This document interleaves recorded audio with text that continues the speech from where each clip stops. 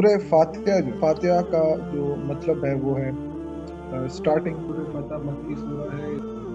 سورہ فاتحہ وہ صورت ہے جو ہولی پروفٹ صلی اللہ علیہ وآلہ وسلم سے کمپلیٹ نازل ہوئی تھی، کیونکہ باقی جو بھی ہم ریولیشنز دیکھتے ہیں اس میں آیات آئیں، کسی کی 3 آیات ہوئے کمپلیٹ آیات، ایک کمپلیٹ سورہ حضور پاک صلی اللہ علیہ وسلم کے اوپر ریویل ہوئی تھی. سورہ فاتحہ کے ڈفرینٹ نام ہے، کیونکہ عرب لوگ جس چیز سے زیادہ محبت رکھتے تھے اس کو وہ نا ڈفرینٹ نیم دیتے تھے. تو سورہ فاتحہ کے جو کافی نام ہیں، جیسے کہ الشافیہ، الکافیہ، القرآن، اساس القرآن.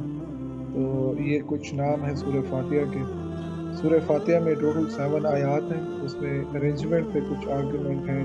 امام شافعی ہیں، وہ کہتے ہیں کہ لاسٹ 2 آیات آر سنگل اور بسم اللہ از اے پارٹ آف دا سورہ. ویئرز جو امام ابو حنیفہ تھے اس کی جو بسم اللہ ہے is not part of the آیات.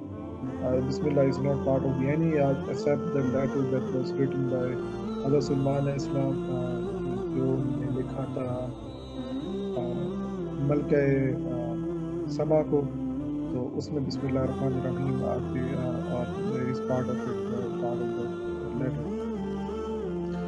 اس کے علاوہ اس کے ریلیٹڈ جو حدیث ہمیں ملتی ہیں وہ ہیں کہ سب سے پہلے تو یہ کہ حضور پاک صلی اللہ علیہ وآلہ وسلم نے اس سورہ کو سورہ الصلاۃ قرار دیا. اور دوسرا یہ کہ اس کے ریلیٹڈ ایک اور حدیث آتی ہے کہ جو انسان سورہ فاتحہ اپنی مفہوم بتا رہا ہوں کہ جو آدمی سورہ فاتحہ اپنی نماز میں نہیں پڑھے گا اس کی نماز نہیں ہوتی یا کمپلیٹ نہیں ہوتی. اس کے بعد اگر ہم دیکھیں تو اس جو آیات ہیں اس میں 3 مین پوائنٹس ہیں.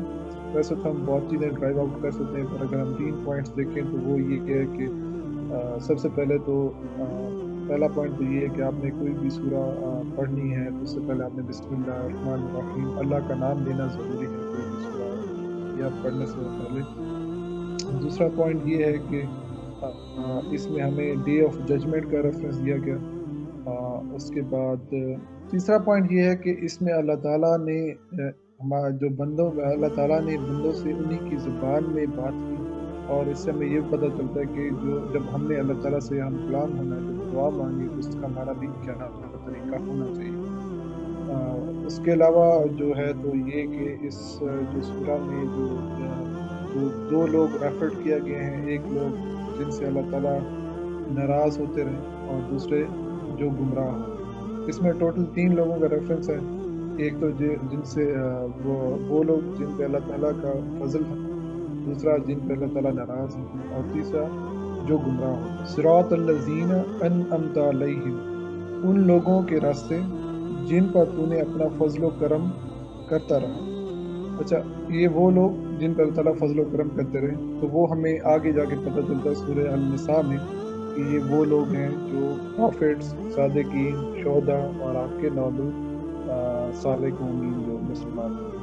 اس کے بعد وہ لوگ جن پہ اللہ تعالیٰ غصہ ہوتے رہے یا گمراہ ہو گئے، وہ یہودی بھی اس کی بڑی اچھی اگزامپل ہے، کیونکہ ان کے اوپر بہت ساری کتابیں آئیں، بہت سارے پروفٹس آئے.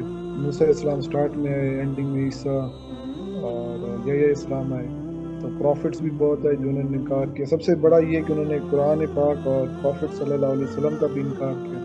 سب سے جو فضل والا ذکر ہے وہ لا الہ الا اللہ ہے، اور جو سب سے اچھی دعا ہے وہ الحمدللہ. الحمدللہ کے 2 میننگز ہیں، الحمد اور شکر. پورے الفاتحہ میں ایک اور بات جو ہمیں پتہ چلتی ہے وہ یہ ہے کہ جو اس میں آیا ہے مالک یوم الدین، ٹرانسلیٹ کریں تو وہ یہ آتا ہے کہ انصاف کے دن، وہ ریفر کیا ہوا ہے ڈے آف ججمنٹ کے. اور یہ ہمیں پتہ چلتا ہے جب آگے ہم قرآن میں پڑھتے ہیں تو وہاں پہ آتا ہے، میں اس کی ٹرانسلیشن پڑھ رہا ہوں. یعنی تم کو کیا معلوم ہے کہ انصاف کا دن کون سا ہے، جس دن کوئی چیز کام نہ آئے گی، اور اس دن خدا ہی کا حکم ہے.